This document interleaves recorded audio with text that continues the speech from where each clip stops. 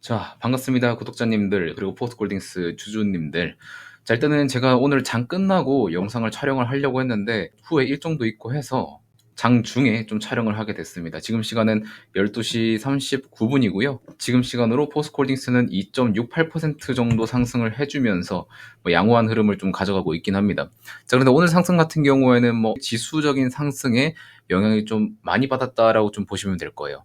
코스피보다는 코스닥 쪽으로 지금 강한 상승이 나오고 있는데, 코스닥 쪽으로 상승이 나온다는 거는 2차전지 쪽으로 강하게 상승이 나와 있다는 것도 똑같은 이야기로 좀 해석을 하시면 될 것 같습니다.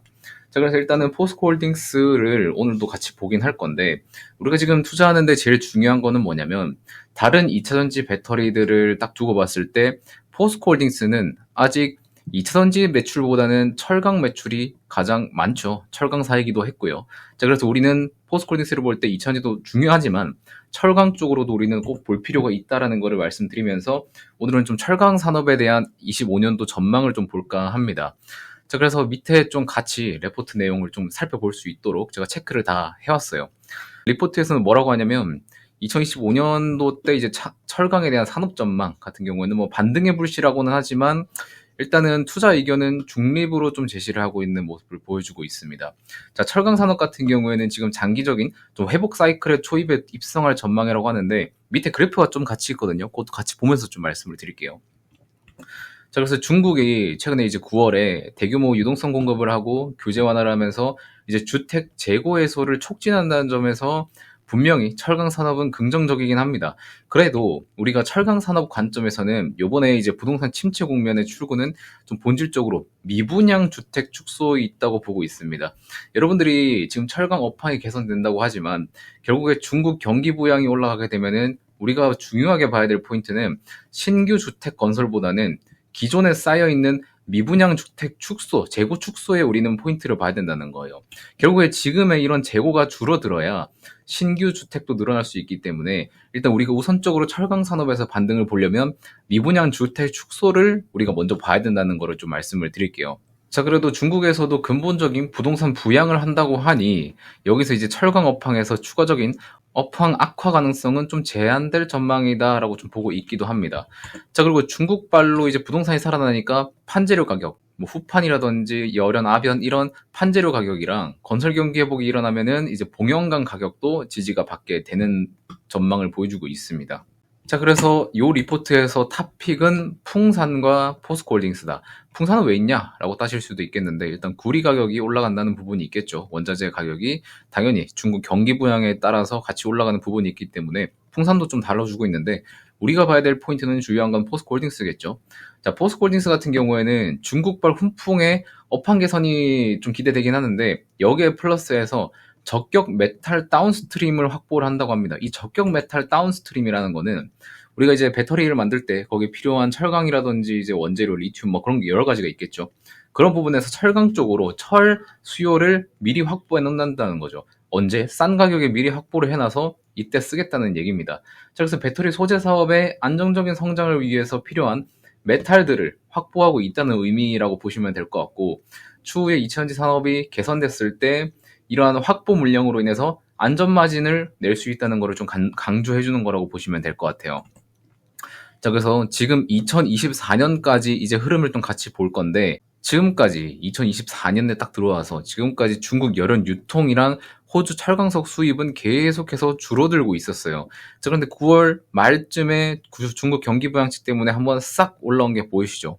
하지만 다시 좀 조정을 받고 이 수요 회복이 계속 지속될 건지는 어느 정도 시간이 좀 지나봐야 알 수 있겠지만 다시 반등을 해주는 모습을 보여주면은 이제 철강석의 가격과 철강 제품의 가격이 다시 살아나는 모습을 보여줄 수 있다는 것을 이 그래프에서 나타내주고 있는 겁니다. 자, 그런데 이러한 개선 여부 같은 경우에는 이제 수요 개선이 아니라 이제 원재료, 그러니까 철강석의 가격 상승이 제품으로 전가된 것으로 판단을 한다고 해요. 그래서 이런 경기 부양책 같은 것들이 부동산의 실질적인 수요 개선 폭을 크게 늘리는 것보다는 원재료 가격 상승 때문에 철강의 제품가가 올라갔다라고 보고 있는 것 같습니다. 자, 그리고 밑에 보시면은 중국 철강 제품 순수출 물량 및 증감률인데 자, 지금 중국에서 철강 제품의 수출, 그러니까 중국에서 일본이나 미국이나 한국 쪽으로 이렇게 수출하는 물량 같은 경우에는 2022년에 부동산이 이제 침체 시기로 들어가면서 계속해서 수출 물량이 늘어났었어요. 이러한 것 때문에 이제 한국에 있는 포스코나 현대제철이나 이런 철강사들이 제품 마진이 줄어들 수밖에 없었던 겁니다. 자, 그래서 왼쪽에 그래프도 보시면은 이 하늘 색깔 바가 순수출량인데 순수출량이 계속해서 증가를 하고 있었죠. 24년도 때 고점을 한번 찍고 지금도 좀 유지가 되고 있는 상태를 보여주고 있습니다. 자, 그럼 우리는 이번 9월에 경기 부양책이 딱 들어온 이후로 철강 수출이 감소할 거를 알고 있기 때문에 여기서 한번 그래프가 한번 주춤하겠죠. 자, 그런데 또 여기서 반등을 맞고 올라가게 된다면 철강 수요가 개선이 아직 안 됐다고 보시면 될 것 같고요. 자, 그리고 철강 제품 공급 과잉 때문에, 이런 수출 때문에, 공급 과잉 때문에 내수 가격이 타 지역 대비해서 좀 저렴해졌죠. 그래서 중국 철강업체 입장에서는 이 수출 판매 같은 경우에는 내수 판매보다 더 수익성이 좋아요. 그래서 밀어내기가 계속 들어오는 것도 있습니다. 중국에서 부동산 건설한다고 해서 철강을 파는 내수 소비보다 한국이나 미국이나 일본 같은 데로 계속 보내서 수출하는 이 수익성이 더 좋다는 의미를 보여주고 있는 거예요. 그래서 보시면은 이제 미국이랑 캐나다, 말레이시아, 태국 같은 경우에 중국 철강에 대해서 반덤핑, 관세 부과를 매기는 것도 이러한 이유에서 매기는 거죠. 내수 철강사들이 지금 수익성이 안 좋아지니까 이러한 철강 관세를 매긴다고 보시면 될 것 같고, 국내에서는 현대제철 쪽에서 이제 반덤핑 조사 착수에 들어가서 만약에 반덤핑으로 인정이 되면 여기 이제 관세 부과가 되기 때문에 한국 철강사의 수익성이 좀 개선될 수 있는 폭을 우리가 좀 기대할 수 있다라는 것도 보시면 되는 것 같습니다. 자, 그래서 중국 철강사 같은 경우에도 일단은 뭐 수출에 대한 마진이 더 높긴 하지만 주 수입원은 중국 부동산에서 수익을 많이 내기 때문에 이러한 부분들을 고려했을 때 현재 제강사들의 자발적인 감산이 좀 이루어지고 있었고요. 올해 중국의 조강 생산량은 10억 톤 미만으로 좀 기록할 전망이라고 합니다. 결국에 우리가 반도체 산업 같은 경우에도 예전에 SK 하이닉스랑 삼성전자 같은 경우에도 다시 가격을 끌어올리겠다고 하면서 감산에 나선 적이 있죠. 그러한 부분들이랑 좀 비슷하다고 여러분들이 보시면 될 것 같아요. 자, 그리고 우리가 요번에 중국 경기부양책이 일어난 거랑 이제 과거의 경기부양책 때랑 지금 중국 열연 가격의 그 가격들을 한번 비교를 해보려고 합니다. 그래서 총 2014년도부터 지금까지 경기 부양은 또 4번 일어났었어요. 14년도 때, 17년도 때, 20년도 때, 24년도 때 이렇게 4번 일어났었는데 보시는 것처럼 14년도 때는 부동산 정책이 일어났지만 그래도 하락하는 모습을 보여줬고 17년도 때도 하락을 했다가 반등을 해서 횡보하는 모습, 20년도 때는 뭐 이제 양적 완화 때문에 오른 것도 있고 중국 경기 부양책에 힘입어서 좀 세게 오른 감이 있죠, 여기는. 그리고 지금 24년도 9월 다시 한번 올라주고 있긴 하지만 이러한 흐름이 다시 반등으로 계속 이어질지 아니면은 지금 이 과거 구간처럼 하락일지 횡보를 할지 이건 아무도 모릅니다. 자, 그래서 중국에서 어떠한 추가 경기 부양책이 나오는지에 따라서 열연 가격이 반등할 것으로 좀 보이기도 하고, 만약에 여기서 추가적인 경기 부양책이 안 나온다 싶으면은 이러한 하락을 또 염두를 해둘 수 있겠죠. 자, 그래서 이러한 중국 경기 부양책이 여러 가지가 나왔어도 부양책 하나로, 부양책 자체만으로는 철강 산업의 즉각적인 업황 개선을 기대하기는 좀 어려운 부분도 우리가 좀 참고를 하셔야 될 거를 좀 말씀을 드리겠습니다. 자, 그리고 제일 중요한 건 뭐라 했죠? 이런 경기 부양책이 나왔을 때 신규 건설보다는 지금 현재 남아있는 주택 재고 해소를 먼저 해야 된다는 것도 계속해서 리포트에서 강조를 하고 있어요. 결국에 어떤 상품을 팔 때도 결국에 지금 쌓여있는 재고를 먼저 털어내고 신제품을 공급을 해줘야 기업의 마진이 많이 남게 되는 겁니다. 기존에 있던 제품들을 다 폐기를 하고 새로운 제품을 찍어내는 거는 전혀 효율적이지 않기 때문에 기존의 주택 재고가 쌓여있는 거를 먼저 해소해야 된다는 건 여러분도 꼭 알고 가셔야 될 포인트라는 거를 좀 말씀을 드릴게요. 자, 그리고 우리가 이것뿐만 아니라 24년도 이후에는 25년도 전망도 한번 같이 봐야겠죠. 25년도 때 철강 산업 프리뷰인데 우리가 지금 부동산 침체 상황을 해결하기 위해서는 이 유동성들, 시장에 돌아다니는 자금들이 최소한 2조에서 최대 7조 위안까지 예상이 된다고 해요. 그래서 제가 예전에 한번 말씀드렸었는데 2008년 글로벌 금융위기 당시에 중국에서 제일 큰 경기 부양책을 발표했을 때가 4조 위안이었어요. 이게 하나로 한 728조 수준이었나? 아마 이 정도였는데 이것보다 더 큰 수준의 경기 부양이 필요로 한다라고 좀 보고 있는 겁니다. 자, 그래서 밑에 그래프를 좀 같이 보시면은 신규 주택이랑 기존 주택 성장률이 계속해서 꼬꾸라지고 있는 상태죠. 지금 2014년도 때가 여기까지 수준인데 여기서 더 반등을 할 수 있을지는 의문이긴 하나 과거 그래프를 봤을 때는 이 지점이 좀 반등 지점인 거는 어느 정도 확률이 높지 않을까라는 좀 생각도 하고 있습니다. 자, 그리고 제가 계속해서 중국에 있는 미분양 주택을 계속해서 털어놔야 된다는 이유도 지금 2024년 말에 미분양 면적 같은 경우에는 누적 29억 제곱미터에 달할 것으로 추정이 하는데 이거 미국보다 더 커요. 미국 맨하튼보다 더 크고 영국의 런던보다 더 큽니다. 이런 것들을 봤을 때 주택 재고의 축소가 먼저 선행이 돼야 부동산 경기 회복이 진행될 것이다 라고 얘기를 하고 있는 것도 이러한 취지에서 얘기를 드리는 거예요. 자, 그리고 보시면은 결국에 이러한 주택 재고 축소 같은 경우에는 구매자가 그만큼 늘어나야 될 수 있는 건데 중국도 최근에 2개년간 사망자 수가 출생아 수를 역전하는 현상이 발생을 했어요.